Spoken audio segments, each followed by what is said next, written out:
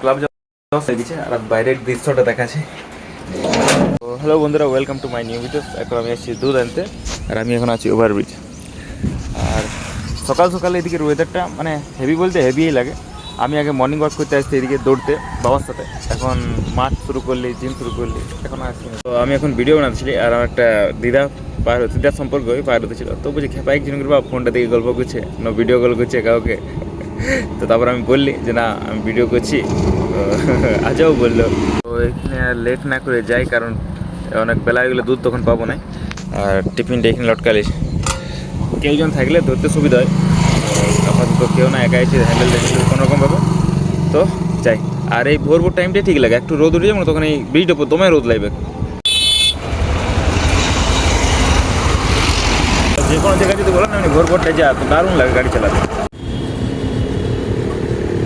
তো দুধটা নিয়ে নিয়েছি, এইখানে এমনি করে নিয়ে যেতে হবে আমাকে। আর 1 ঘন্টার উপর আমাকে দাঁড়াতে হলে তবে আমি পালি। আর তো আমার গাড়ি আসছে এখন সাইডে আমি দাঁড়াই আছি। 1 ঘন্টার উপর দাঁড়ালি তবে পালি, কারণ তো সকালে এখানে দুধ দুই নেই। তো এবার যাই ঘর, কারণ এমনিতে এখন আমাকে বললে যে 10-15 মিনিটের মধ্যে নিয়ে আয়, আর 1 ঘন্টার উপর হয়ে গেল। তো আর বহুত বছর পর এমনি করে দুধ নিয়ে আসি। আগে সাইকেলে করে নিয়ে আসছি নাজপাড়া থেকে, আর এইখানে ফার্স্ট গেলি দুধ আনতে। মামাগর যখন থাকতো তখন ওখান থেকে আনতে এইখানেই দুধ। আর মানে এইখানে ঘর থেকে আমি ফার্স্ট আনতে গেলে এইখানে দুধ। ঘর এসে গেছি, আর আজকে আমাদের ঘরে একটা পূজা আছে, মানে নতুন যে ঘরটা আছে ওই ঘরটাই পূজা হবে। তো ওই জন্য আমি দুধ আনতে গেছি, দুধ মিষ্টি ওই জন্য নিয়ে এসেছি। তো এখন কল খুলে নেই, কলটা খুলুক, চানটা করবো। আর যে পূজা করে ও এসে গেছে, তো কলটা খুলুক, চান করবি রে। তো চানটা করবো। আর দমে ঘুমলাই যে কে জানে কেন কালকে মাথাটা ভিজা নিয়ে এসেছিলো, ওই জন্য হয়তো। বাকি মন করছে যে শুয়ে দেবো।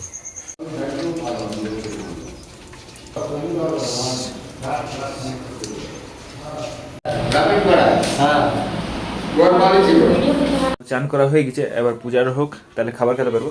সত্যি কথা বলতে সকালে একবার আমি খাই নিয়েছি, কে জানছে ভিডিওটা দেখুক তখন জানবে ততদিনকে।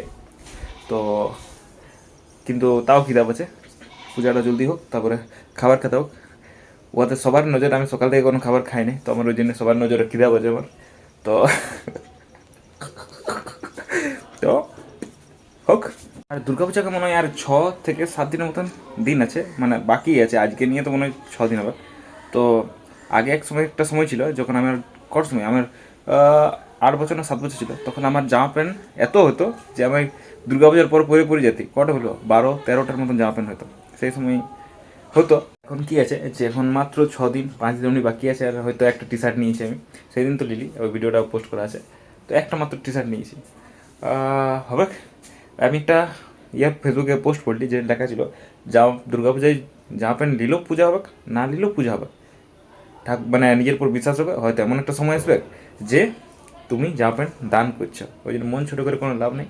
আমার সাথে আরও আমার যা ভাই বোনরা আছে ওদের যদি এমনি অবস্থা হয়েছে এখন কোনো পরিস্থিতির কারণে, তো কোনো ব্যাপার নেই, একদিন এমনও সময় আসতে পারে যে তুমি আমি জামা প্যান্ট দান করছি। তো নিজের উপর শুধু বিশ্বাস থাকতে হবে, বাস। পরে পূজা শুরু হবে। আর মনে হয় কেউ এলো, কে বল রে, বিরাট উদ্ধার করে দিলে এসে নিয়ে। কোথায় লালি, কোথায় গেছিলি তুই? হ্যাঁ ঘর গেছিলি আলি? কি বটে এখানে, কি বটে? হ্যাঁ এটাও এটাও এটাও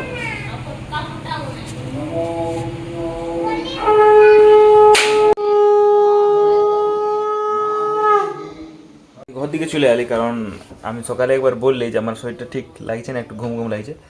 তো পূজা চলুক, আর আমার এখন লাইব্রেরি যেতে হবে। তো অর্ধেকটা একটু পূজা হোক, তারপর আমি বেরিয়ে যাবো লাইব্রেরির জন্য, কারণ যেতে হবে লাইব্রেরি। এখন দেখে আলি, এখন পূজা হয়নি, এখন পূজা হতে এখন সময় যাবে। আর এমনি 10টা বলছে 11:05 বাজে গেছে। তো আমি রেডি হয়ে যাই, যদি রেডি হতে হতে আমি সে ততটা যাবো। রেডি হতে হতে যদি পূজা হয়ে গেছে তাহলে ভালো, নাহলে আমাকে বেরিয়ে যেতে হবে।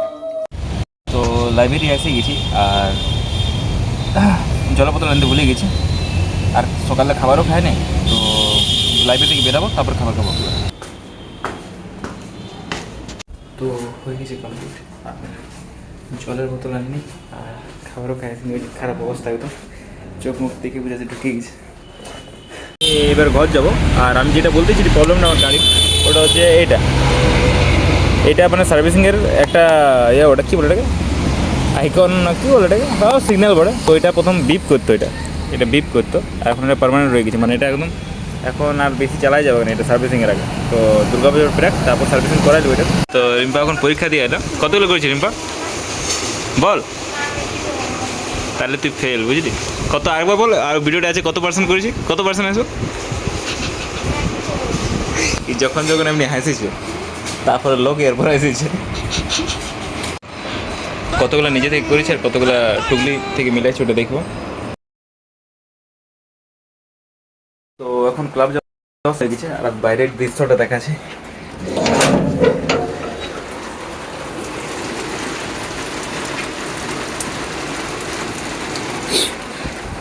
দমে জল পড়ছে। দুর্গাপুজোর আগে এই 2-1 দিন ক্লাস হতো, কিন্তু জল পড়লে এমনি কী করে হবে? তাও দেখি 5:30 পর্যন্ত যদি জলটা ছাড়ে তাহলে বেরাবো, নাহলে কী করে যাবো তাহলে।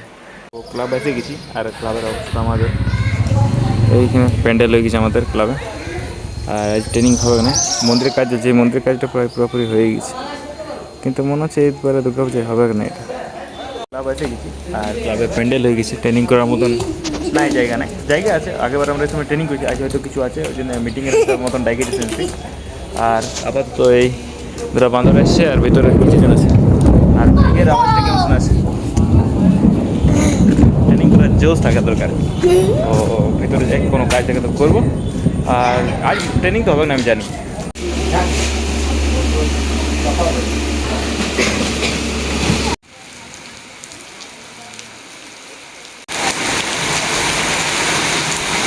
তো আজ তো আর ট্রেনিং হলো না, তো এবার দুর্গাপূজার মনে ছুটিটা দিয়ে দেবে।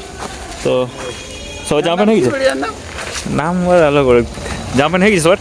হ্যাঁ করে নিস, হ্যাঁ তাহলে মনে হয় এবার আমি একটা নিয়ে নেবো না, করে নিস বল রে, কী করছি? তো এখন আমি একটু শপিং মল গেছিলি, একটা টি শার্ট আছে, আর অনেক বেশি রাত এগুলো, তো আর কোথাও দাঁড়াবো না, ঘর যাবো ডাইরেক্ট। ওই জন্য আজকের ভিডিওটা এখানেই শেষ করছি। ভিডিওটা দেখার জন্য থ্যাংক ইউ।